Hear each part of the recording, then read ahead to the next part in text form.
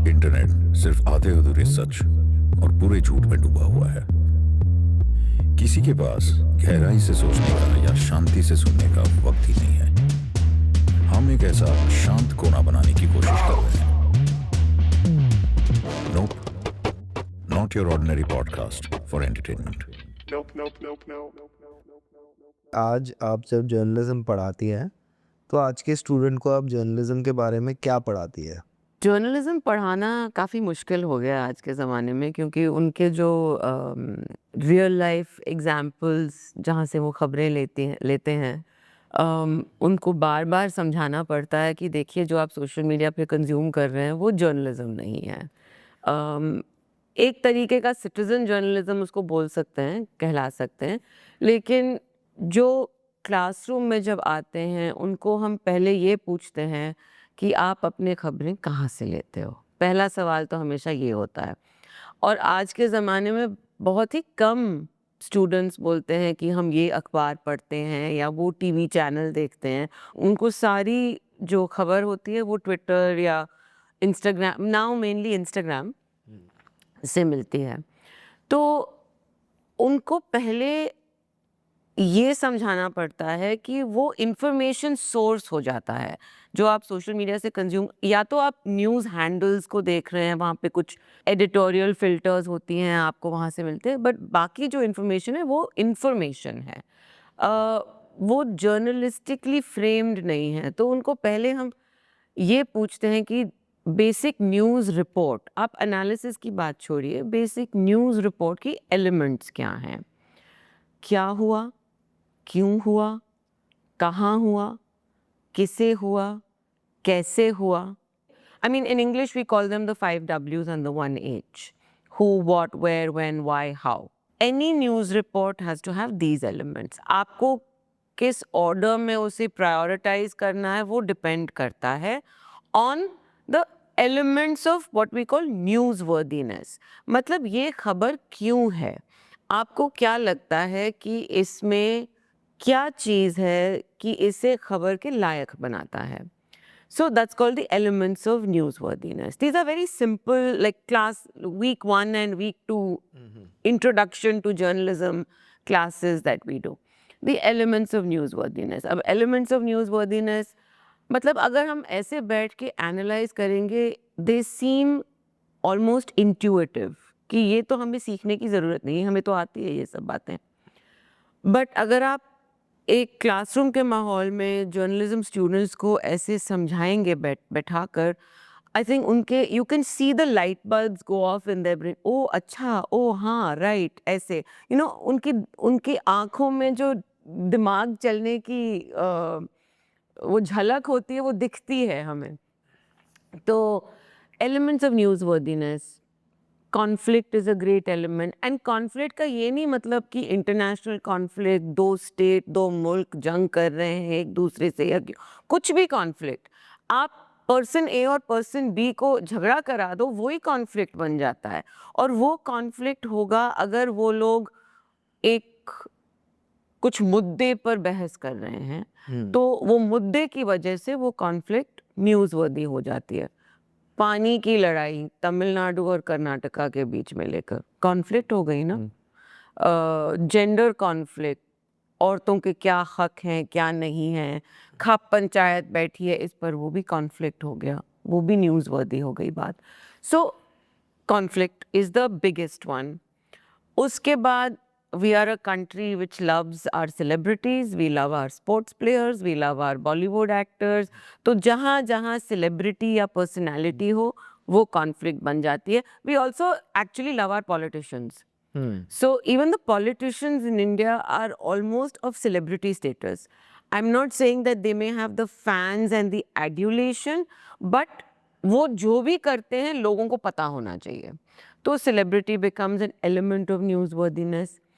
तीसरी बात, आप कुछ इवेंट के कितने करीब हो, उससे आपकी जिंदगी पर क्या असर पड़ेगा.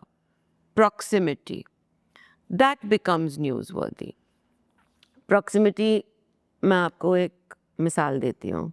मैं चेन्नई से पौंडीचेरी आपके हाईवे पे आई हाईवे पे एक मोड़ है जहाँ पे बहुत बड़ा एक्सीडेंट हुआ है और वहाँ पे अक्सर एक्सीडेंट्स होती रहती हैं। तो किसी ने सोशल मीडिया पे डाल दिया कि यहाँ पे देखिए आप इस रोड से मत जाइए, आप उधर गूगल मैप भी आपको रीरूट कर देगा, यहाँ पे आप फंस जाओगे।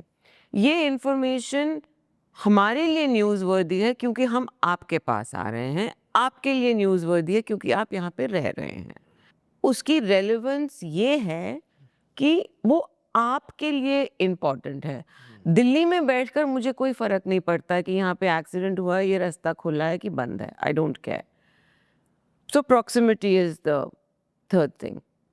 Then you come to relevance. I mean, I'm not giving you these in any particular order. I'm just saying these are what make something newsworthy.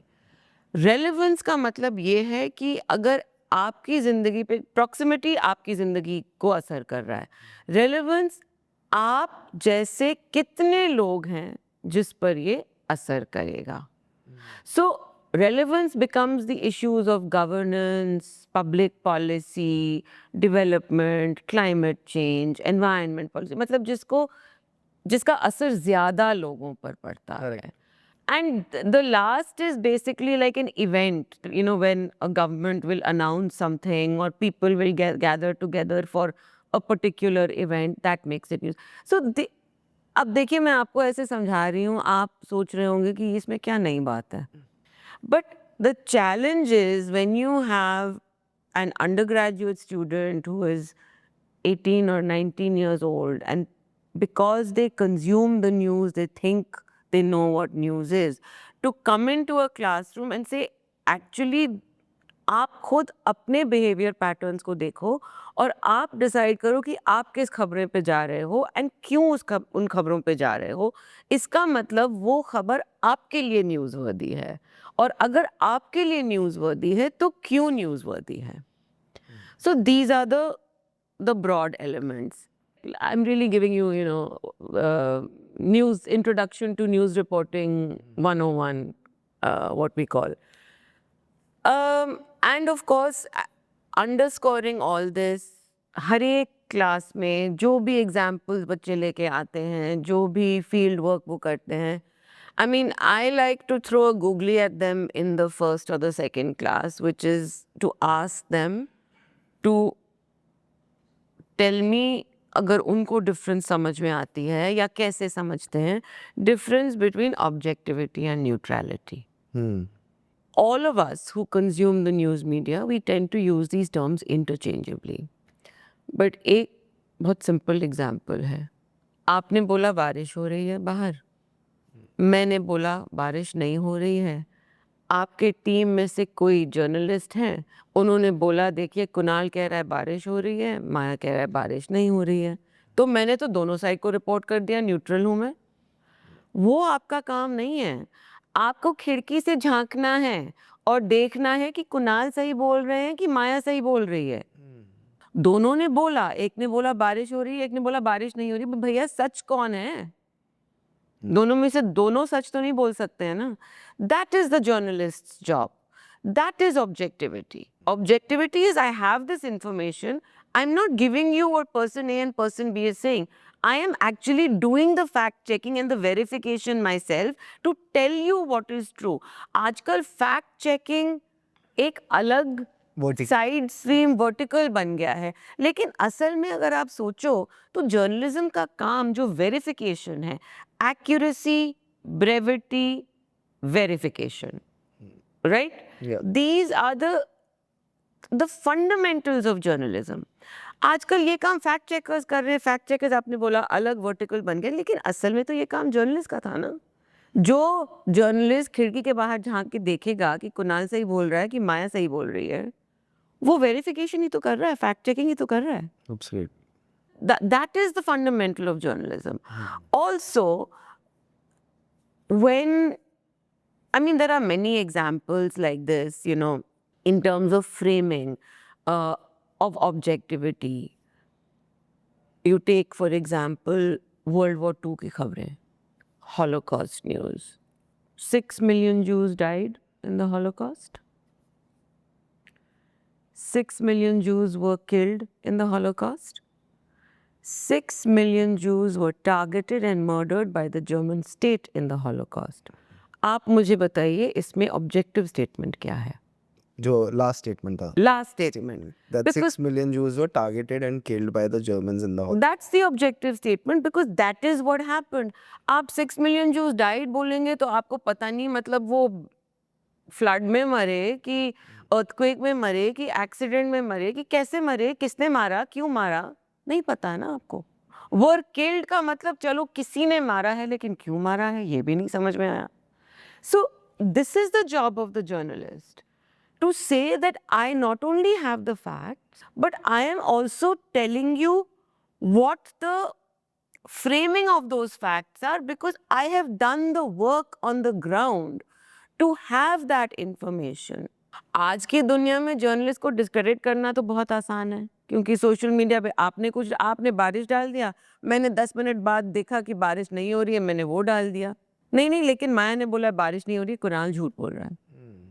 Journalist का काम ये है, कुणाल झूठ नहीं बोल रहा है, 10 मिनट पहले बारिश हो रही थी, अब नहीं हो रही है, लेकिन उसने झूठ नहीं बोली आपसे. I mean, I don't know if I'm making sense, but No, yeah. this is like breaking it down to its really bare principles. At the base of all this is for you to have, as a journalist, the ethical core and the moral compass to also say, I've done my fact checking, therefore I'm saying this to you, or the reverse, I wasn't able to complete my fact checking, I made a mistake. आजकल तो मतलब कोई mistake को मानने को तैयार ही नहीं है. टीवी न्यूज़ पे मिस इन्फॉर्मेशन चली जा रही है. Social media and television news are feeding each other. The only place to get some degree of news, I think, are the newspapers now. Political biases, headline arrangement, deciding what goes on the front page, ये अलग बातें हैं और ये मतलब ये next level की journalism पढ़ाई होती है. But to get to that stage first at least do your basics and your facts and fundamentals, right? I don't know, यही होता है आई गेस क्लास में.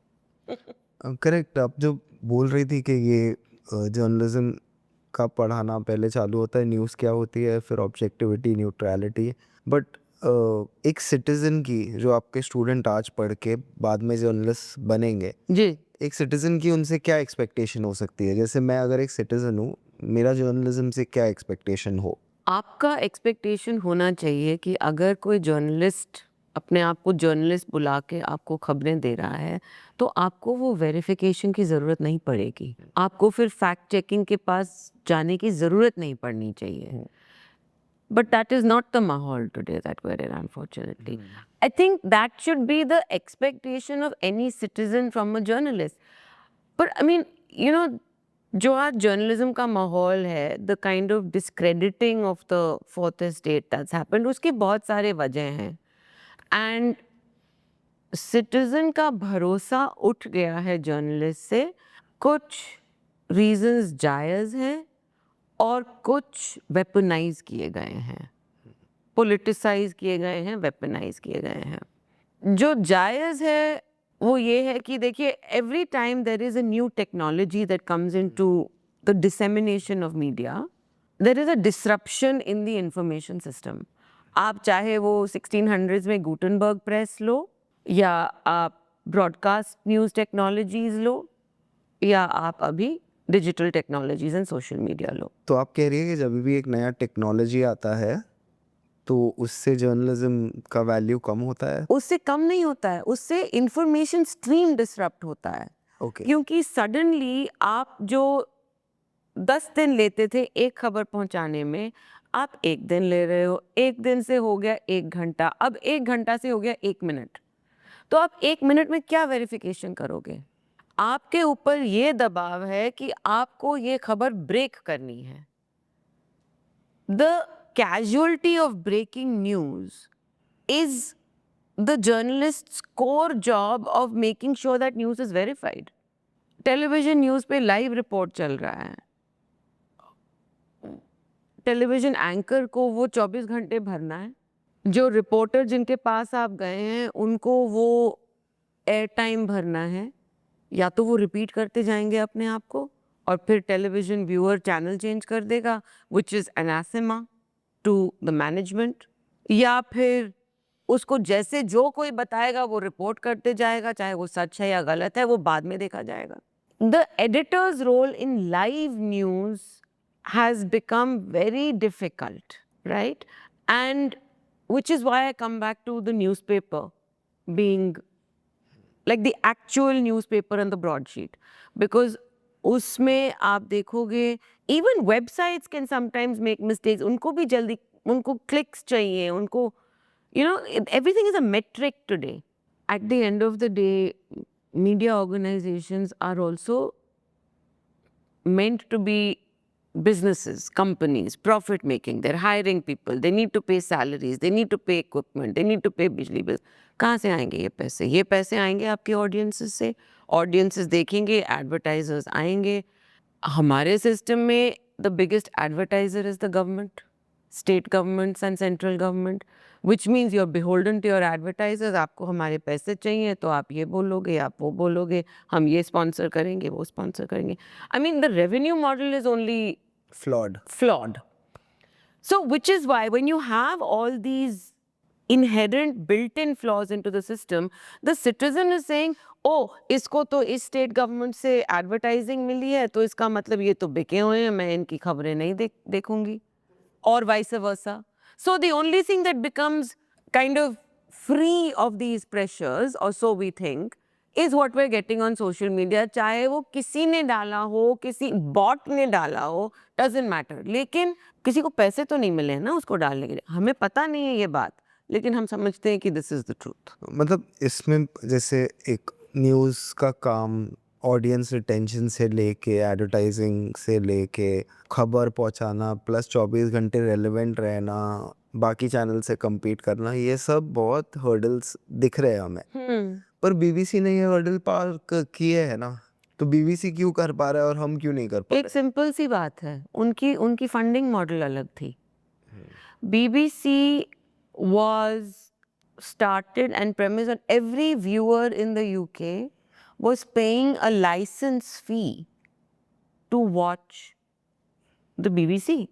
So BBC was viewer funded. Yes, it had the UK's national interest and the UK's world view and all that designs. I mean, look, we're all also products of our own identities, our national identities, our fundamental identities. So BBC is also, like CNN is a product of an American identity. Although today that American identity is a different question altogether. But same way was BBC. So, but BBC's difference was that the public was actually paying a fee. So when the public, हमारी problem क्या है यहाँ पे, हमें आप news print subsidies को देखिए, आप television is done by advertising. We are not, digital platforms are all asking for subscription, are asking for donations. Where are our subscription models? जब तक हम जर्नलिस्ट को इतनी इज्जत नहीं देंगे कि वो नौकरी कर रहे हैं, वो अपने काम से अपने परिवार को खिला रहे हैं, पढ़ा रहे हैं, उनकी ये जिंदगी है, उनकी आमदनी है, उनकी कमाई है, उनको वो इज्जत नहीं देंगे. तो करेक्ट आपकी बात. एक हाइपोथेटिकल में अगर हम जाएं तो जी. कि समझिए जो पहला पड़ाव है सब्सक्रिप्शन का, ये हमने पार कर लिया, वो ये हो गया किसी तरह से. तो अभी क्या न्यूज़ रिपोर्टिंग, अभी मतलब नॉट करेंटली, पर अगर ये सब्सक्रिप्शन मॉडल होता तो हम कौन सी न्यूज़ रिपोर्ट करते आज? देखिए, मुझे लगता है कि अगर न्यूज़ रूम्स के मतलब न्यूज़ रूम्स के पास पैसे आते जिस पर कोई दबाव ना हो, is basically what was, that is public funded, public का दबाव हो, तो फिर आप पब्लिक के लिए जो इश्यूज हैं उन पर रिपोर्ट करोगे. मैं आपको एक सिंपल बात बताती हूँ. I mean, people will probably disagree with me, I don't know, but in post liberalization India, जब आपके 24-hour channels, मैं जिस चैनल से निकली हूँ, NDTV से निकली हूँ, उस पर भी बहुत सवाल उठे हैं, आपको भी पता है, दुनिया को पता है. I mean, ये कोई नई बात नहीं है. जब 24 घंटे का न्यूज़ शुरू हुआ 1996-97 में, और पहली बार डिजिटल सैटेलाइट, वो सैटेलाइट के थ्रू हमने 24 घंटे का न्यूज़, उसकी इनॉग्रेशन प्राइम मिनिस्टर्स बंगलो में हुई। अब क्यों हुई वो उन्हीं के लोग जानेंगे। आई के गुजराल थे प्राइम मिनिस्टर उस time. I would say it's for two reason. It was a big thing for India कि we have our first 24 hour news network. And broadcast in India was always under government control. From the 1950s, AIR, Doordarshan, एक वजह थी उसके लिए, ताकि because the power of broadcast in a society with low literacy meant that you had a control over the message that was going out. So Marshall McLuhan said, you know, the medium is the message. We control people through the medium. जब liberalization आई और भी channels निकले, there was a time when, you know, the India Shining story had become quite big. So corporate India was doing suddenly well. And corporate India meant that there was more advertising revenue coming in. Now, private advertising money, not government. So private advertising money meant that you could do a whole bunch of stories that had no pressure on them, because, you know, you had a pool of money that nobody, it was just advertising. उस time हम क्या करते थे? हम development stories करते थे, public health stories करते थे, political stories which were not about इसने ये बोला उसने वो बोला. Political stories were about governance and public schemes. Are these working on the ground? Are they not working on the ground? If the government is making these promises, where is the result of those promises? Even अगर national security की stories थी, national security पे सवाल उठाए जाते थे. आप parliament attack 2001 में देखिए, हम लोग सब ये पूछ रहे थे कि ये घुसे कैसे वहाँ पे? In the most secure, आज के माहौल में आप ये पूछ पाओगे? आप नहीं पूछ पाओगे ना. अगर ये मतलब क्वेश्चन ग्लेयरिंग है, और अगर कोई पूछेगा भी, उनको बोलोगे कि आप ऐसा कैसे सवाल पूछ रहे हो, आप सरकार पे सवाल उठा रहे हो. सरकार पे सवाल उठाना जर्नलिस्ट का काम है. जो पब्लिक को वादे करता है, देता है, वो वादे पूरे करते हैं कि नहीं करते हैं, ये सवाल उठाना जर्नलिस्ट का काम है. तो अगर सब्सक्रिप्शन मॉडल पे, आपकी बात पर नहीं, एब्सोल्यूट तो फ्रीडम बेसिक. वही मैं कह रही हूँ, अगर वीटा और बजाज का भी ऐड नहीं. नहीं, अगर वही मैं कह रही हूँ, अगर ये हो गया ना इन सम यूटोपियन आइडियलिस्टिक वर्ल्ड, तो फिर तो कॉर्पोरेट इंडिया भी संभल के रहे और सरकार भी संभल के रहे. Because then the journalist will really have the empowered, I mean again this would mean that the state does not use the other levers under its control to clamp down on dissent and freedom. में बाद में आएंगे. नहीं, उसमें बाद में मैं कुछ I am just giving you this thing. Then the journalist is free to do what they want. तो आज के टाइम पे ऐसा फ्री जर्नलिस्ट कौन सी स्टोरीज पे रिपोर्ट करता? All the violence, of social violence, political violence that's taking place, the lack of jobs, the economic downturn. We keep talking about our demographic dividend. What is this demographic dividend when our biggest source of employment in the country is for the youth to become either Ola and Uber drivers or Zomato and Amazon delivery people? What is the purpose when you have PhDs applying for peons jobs in the government? These are stories that should, it's not that they are not being done. These stories are being done, which is why we know about them and we're talking about them. But the kind of framing and the kind of placement, आपकी front page headline होनी चाहिए ये story, page 7 पे नहीं होनी चाहिए. But front page headline पे होगी, सरकार ने ये किया, सरकार ने वो अनाउंस किया, ऑपोजिशन ने ये बोला. So that's the difference. That page 7 story will come to the front page. I think in an ideal world. I keep putting that caveat out there. जैसे अगर कोई न्यूज़ सही से कर रहा है, उसका पब्लिक इम्पैक्ट क्या हो सकता है? पब्लिक इम्पैक्ट बहुत हो सकती है. आप देखिए, I mean, हम लोगों ने, I was in television news from virtually the inception of broadcast television news in India.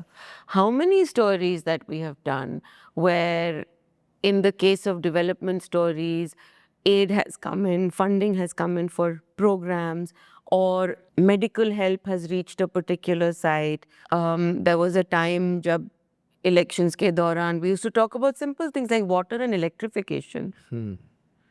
these are ways of, I mean, basically what is it? It's about journalism is a mediated form of communication, right?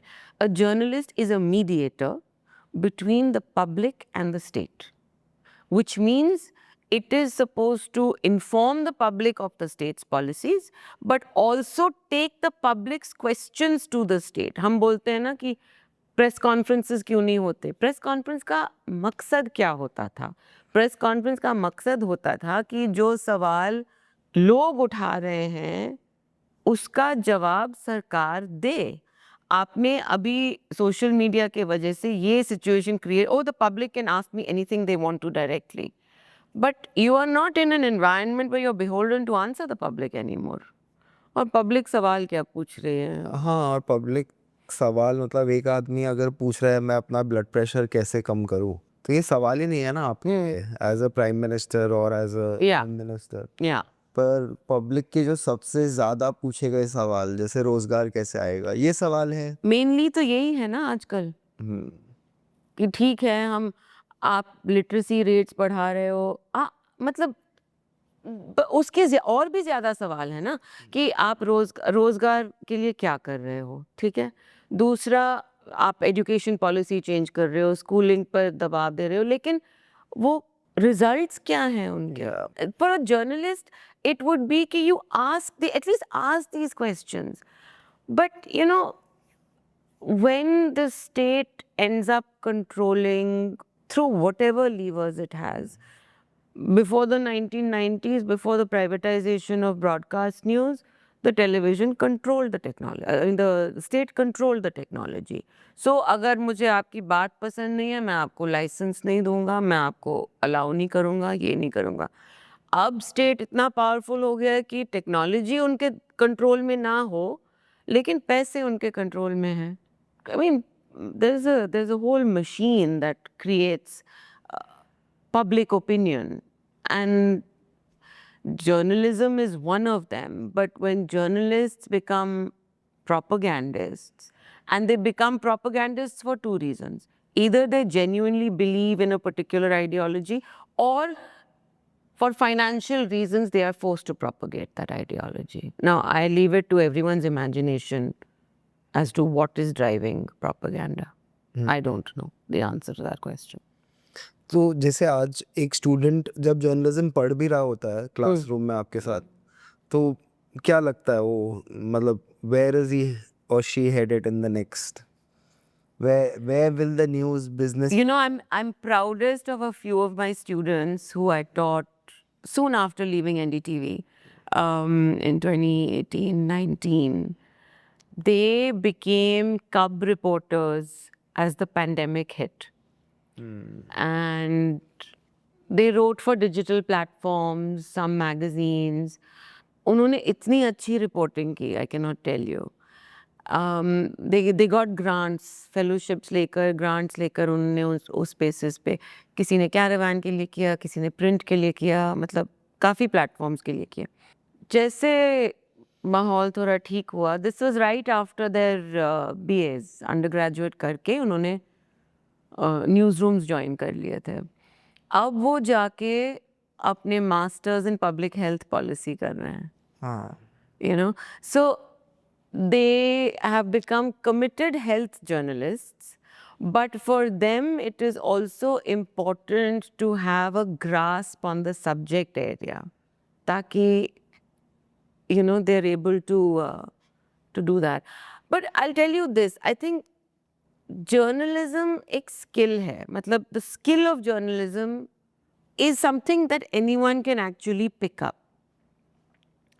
हमारे university में जो हमें लगता है जो एक ख़ासियत है कि हमारे जर्नलिज्म स्टूडेंट्स सारे दूसरे सब्जेक्ट्स भी करते हैं, पॉलिटिकल साइंस, इंग्लिश, इकोनॉमिक्स, ये वो, क्योंकि उनके लेंस के थ्रू आप सोसाइटी को थोड़ा समझने लगते हो, फील्ड पे जाते हो, आप सिर्फ ये नहीं पूछते हो कि भैया आपको कैसे लग रहा है। That's not the job of a journalist. You know, you have to be able to provide context. Context is everything.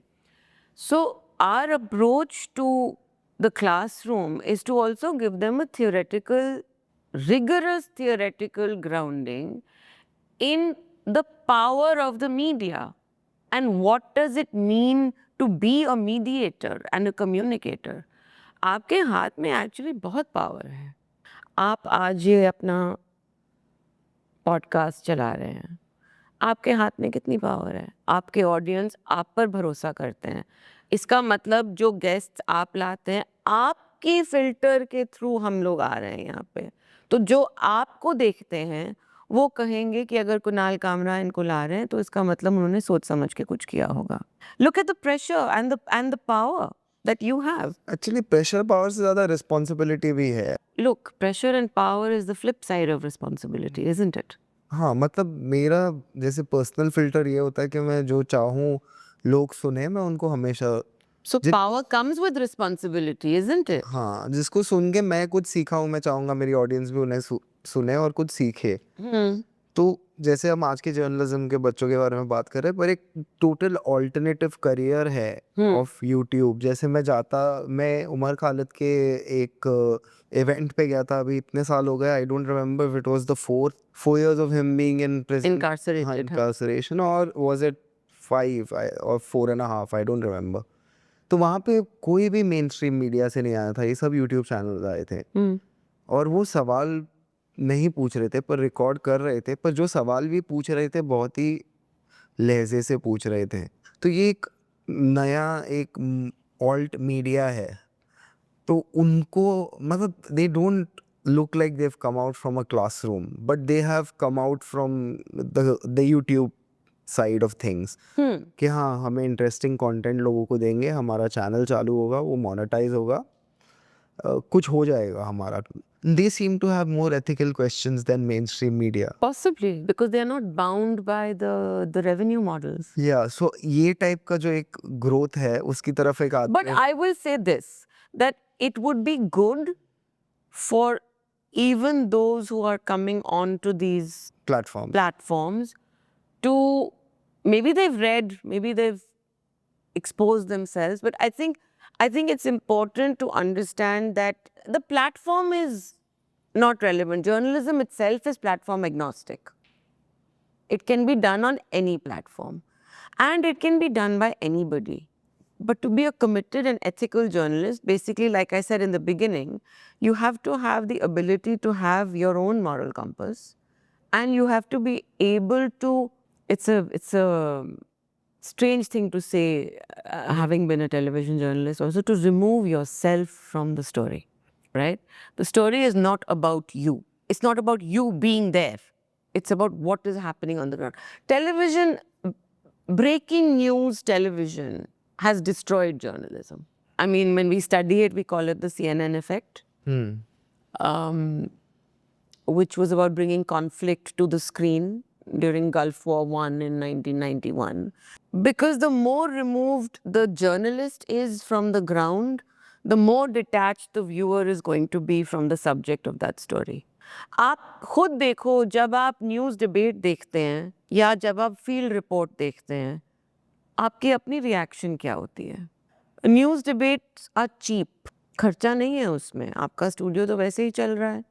आपको एक party A, party B, one party neutral party, or whatever you want, neutral party, some quote unquote analyst, and a polarizing issue. And you've created the conflict, you've created the issue, you've created everything in that little window boxes that you have. As far as like actual armed conflict and all is concerned, again, from the example of Gulf War I, American journalists कुछ जा रहे थे on the ground in Iraq, but for the like real heavy battlefield footage and all, you were dependent on जो Pentagon आपको दे रहा था, जो soldiers दे रहे थे. Soldiers, and from the so it was coming through the Pentagon. Department of Defense was giving, flight video, all these stealth bombers, precision targets, all that was going on, right? Television news was showing these radar screens of like blips and little aircraft and, an explosion taking place somewhere in the distance. It became a video game. You detached the viewer, okay, you may have hit a refinery, you may have hit a terrorist target, you may have hit any of these things. But were there other people there? What else was going on over there?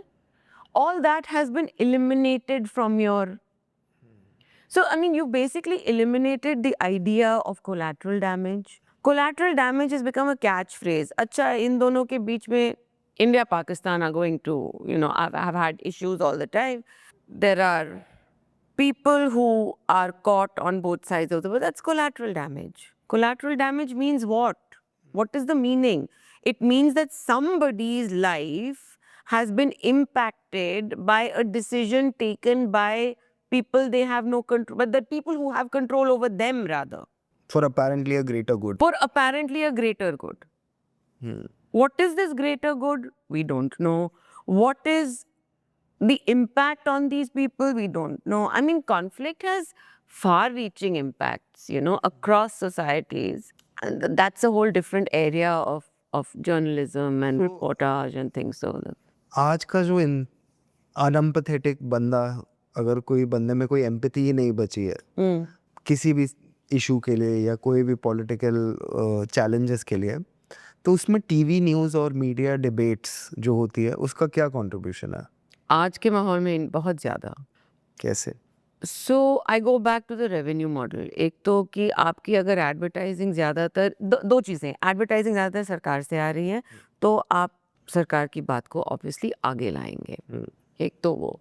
दूसरा, television news ने ये master कर लिया है कि हम शाम को एग्रेसिवली सवाल पूछेंगे, 10 लोगों को बिठाएंगे अपने स्टूडियो में, and all these people are somewhat stereotypical. It's become theatre.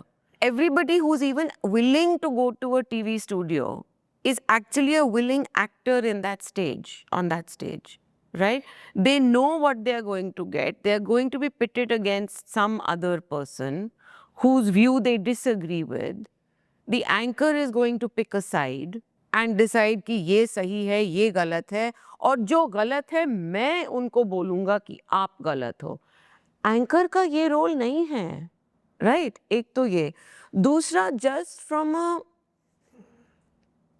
Like a design aspect of things, आप एक स्क्रीन देख रहे हो, उस पे एंकर है, 10 छोटे छोटे छोटे बॉक्सेस हैं, आपको किसी की शक्ल ठीक से नहीं दिखाई दे रही है।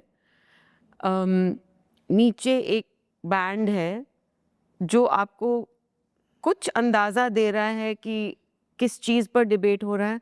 उसके नीचे एक टिकर चल रहा है और ख़बरों की। एंकर के बॉक्स के अंदर उनका लैपटॉप है, लैपटॉप के पीछे एक ऐड है, आजकल देख रही हूँ पारुल यूनिवर्सिटी, वो एकदम से ऐसे दिखता है उस पे। उसके नीचे कुछ टाइम या वेदर या कुछ बॉक्स या आगे क्या आने वाला है वो है।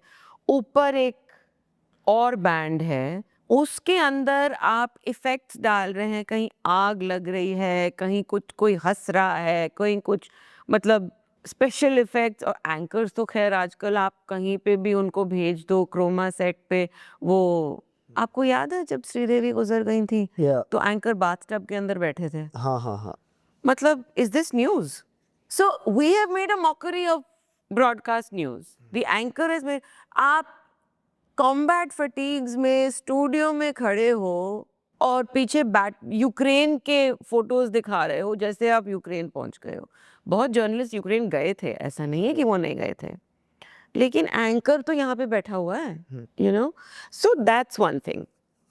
The second thing is, in a situation, you take an international conflict. Russia Ukraine conflict अभी भी चल रही है। हमने कब कवर किया था उसको? जब इंडियंस थे वहाँ पे। ऐसा है कि इंडियंस वापस आ गए तो उसके बाद conflict is gone of the Indian national networks. It's still a world conflict, it still has impact. Students वापस भी गए। आप कोई कुछ आगे भी तो बोलो। And you know, these are, again, I keep coming back to conflict reporting because it's also one area that I've worked on a lot.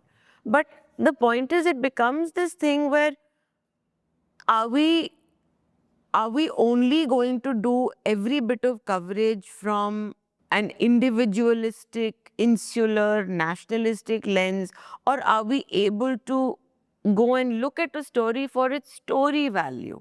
Everything doesn't have to be about us, but that's what television has become. So coming back to the screen, the design element, if you as a viewer are being bombarded, you are being bombarded with all these different elements that you're seeing.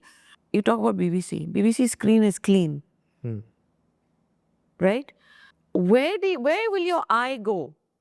It'll go here, somebody's screaming, do I look at this, do I look at that? It's going everywhere. And so in that going everywhere, we are actually also becoming confused about the information that we're receiving because we're just getting it like this nonstop. And social media has not helped that. Because again, on social media, it's kind of a, almost a redux of that television screen कि ये भी आ रहा है, ये भी आ रहा है, ये भी आ रहा है. आपको समझ में नहीं आ रहा है कि इसको देखें, उसको देखें, किसको देखें, you know. But the idea of doing that is simple. It's just to keep that viewer or user locked in. Hyper engaged. Hyper engaged. So hyper engagement means that whether you're a journalist racing to meet a deadline, making sure you're getting that breaking news out there, right, wrong, बाद में देखा जाएगा. Whether you are a viewer, there is no time for reflection. There is no time to understand, why am I watching this? What am I learning from it? Journalism used to be, I mean, even if you look today, you look at all the best academics in the world and the work that they have done. How many of their citations were of things that they had seen in the media? We like to say that journalists write the first draft of history. But if we're going to do it from a TV studio, that's not history. आज जो एक free speech और hate speech में हम फ़र्क नहीं पता कर पा रहे हैं कि क्या फ्री स्पीच है, क्या हेट स्पीच है. सो जर्नलिज्म के स्टैंड पॉइंट से आप हेट स्पीच को कैसे डिटेक्ट करेंगे और कैसे हेट स्पीच को अपने प्लेटफॉर्म के बाहर जाने से कैसे रोकेंगे? सो मैं ये एक बात ज़रूर बोलूँगी कि newspapers, again I come back to newspapers and legitimate mainstream news websites बहुत careful हैं about the kind of speech on their platforms. Hate speech की बात, hate speech is, I mean, it's become a catchword because of social media in the last decade or so. और मैं इस पर काफ़ी काम कर चुकी हूँ, खासकर from the view of hate speech, violent extremism, radicalization, the whole sort of ecosystem of misinformation, disinformation, malinformation. I mean, information की अपनी एक ecosystem of vocabulary बन गई है. मतलब कैसे इतना फैल चुका है. एक तो ये है कि जो in general terms हम कहते हैं social media की वजह से hate speech बहुत फैल गया है. ये गलत भी नहीं है और पूरी तरह सच भी पता नहीं है कि नहीं. We can argue that. But social media platforms ज़्यादातर अमेरिकन थे. Their frameworks, their guidelines, their rules of engagement all fundamentally came from the American Constitution, which is the First Amendment, which is the right to absolute free speech. Problem ये हुआ कि absolute free speech का ये मानना है कि आप अपनी opinion दे सकते हो एक community पर, whatever that community be, लेकिन आप डायरेक्टली किसी को नाम से टारगेट नहीं कर सकते हो. Whereas हमारे यहाँ we do not have absolute free speech in India. Constitutionally, we don't have it. We have reasonable restrictions on our speech and we are protecting groups from being targeted based on religion, caste, gender identity वगैरह. इसका मतलब आप group के बारे में भी कुछ नहीं कह सकते हो. So this became the initial clash between Indians, the Indian state also, I would say, and tech platforms. The second thing that happened is that a lot of people use the platform to spread all these, there were all a lot of fake news websites भी एक ज़माने में होती थी और तभी ये intermediary liability की बात हुई कि भैया हम तो platform है, आप user हो, आप share कर रहे हो, आपकी जिम्मेदारी है. So where did the platforms come into they have all these community guidelines कि आप ये नहीं कोई कह सकते, वो नहीं कह सकते. Every platform has a different one. हम लोग जब साइन करते हैं हम इनको देखते भी नहीं है. Yes, I agree करके हम क्लिक करके आगे बढ़ते हैं. I think the Europeans came down very heavily on what you could say, what was a privacy violation, what was not a privacy violation. And again, hate speech also thrives in an environment where polarizing issues have a tendency towards virality. Why that is, a good behavioral scientist should be able to tell you, a good psychologist will tell you. But that is the way the human brain seems to be conditioned. जो polarizing है सबकी नज़र पहले उस पर जाएगी and you rally on the basis. So we become tribal almost. This identity politics, hate speech, populist politics, they all thrive on economic inequality, social grievance, in our case what they call quote unquote minority appeasement. ये सब चीज़ें होती हैं. अब इस माहौल में हम जैसे लोग बोलते हैं भाई डेमोक्रेसी का मतलब is not only the will of the majority, it is the will of the majority and the protection of the minority. In that setup, that is a democratic commitment. वो second half तो लोग भूल ही गए हैं. So when second half लोग भूल गए हैं, now you have Indians clamoring for the removal of reasonable restrictions and wanting absolute free speech. But absolute free speech, I mean, you know, I don't know, it's a tough thing because journalists are accused of being hypocritical on the issue of free speech. We want free speech when it comes to our stories. We don't want free speech when it's about attacking someone. But there is a difference. I mean, the right to free speech is about the right to question, critique. Definitely the state should be part of that. You should be able to critique them. But in the world that we're in, because of the way negativity or hate spreads on social media, and because of the fact that the idea initially, अब तो आप verified handle खरीद कर आप 2 paragraph Twitter पे डालो तो कोई बात नहीं, sorry X पे डालो तो कोई बात नहीं, but the premise was microblogging, right? You had a limited amount of space in which to make your argument, which means you distilled it to the absolute bare minimum. You removed context, you removed history, you removed regulation, all of it. There was unfiltered, and this is what I want to say. So hate speech will proliferate in a space like और that. Her hate speech में एक चीज़ जो common मैंने notice की है कि वो किसी भी इंसान के सबसे ज़्यादा प्राइमल इंस्टिंक्ट को उकसा रहा है. I just said ना, ये tribalism एक हम सब में ले आया, primal tribalism,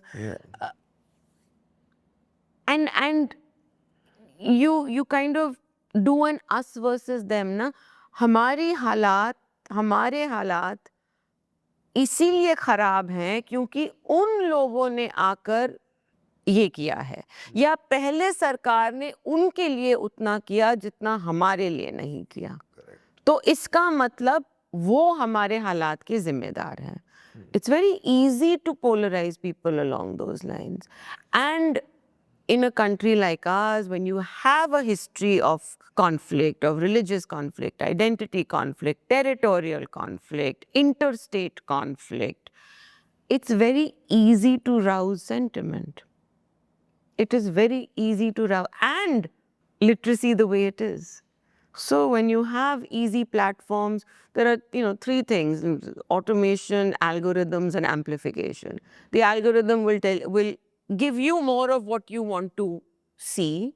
The automation of the system will ensure that that message is amplified beyond. Seeing it. Yeah, I mean it's going at the speed of light.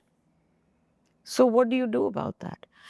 No platform, no government, no vested civil society organization have been able to come together to create a framework of how you want to define and classify hate speech. There are easy examples, right? What is Islamophobia? What is anti-Semitic? There are some easy parameters. What is sexist and misogynist?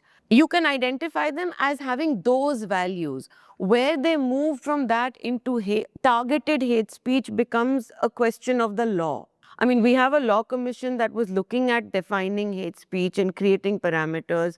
That commission's report is still sitting there. Every judge is interpreting this based on their own understanding of that report. And this is unfortunately a problem because when there cannot be a uniform example or definition, then it's easy to fall into that polarized, हमने तो ये बोला, आपने वो बोला, उन्होंने ये बोला, हमारी गलती नहीं है, उनकी गलती है, वो देखो हमारे बारे में क्या बोल रहे हैं. I mean, we are thriving in this environment today. So the question is, how do you roll it back from there? I don't have there are no answers. I do think कि जो committed अच्छे पत्रकार बनना चाहते हैं, जिनका moral compass ठीक है, जिनको ethical principles समझ में आती हैं, जिनको अपनी responsibility as journalist समझ में आती हैं, उनको ये भी पता है कि वो कैसे इस एरिया को नेविगेट करें. हमारा ये काम है सिटीजन है कि उनको सपोर्ट करना, क्योंकि आखिरकार मैं अपने जर्नलिज्म स्टूडेंट्स को बोलती रहती हूँ कि आप ये समझिए, journalism is a public good. Unfortunately there was a time when you could earn a living of a public good. Now is not that time. So अगर आपको करना है, आप अपना मन लगा के, हिम्मत जुटा के आप करिए, इनाम बाद में मिलेगा, लेकिन आपको मिलेगा.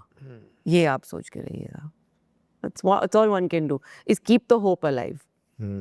Thank you so much. I had a great time talking to you. Thank you, Kunal. Thank you for having me.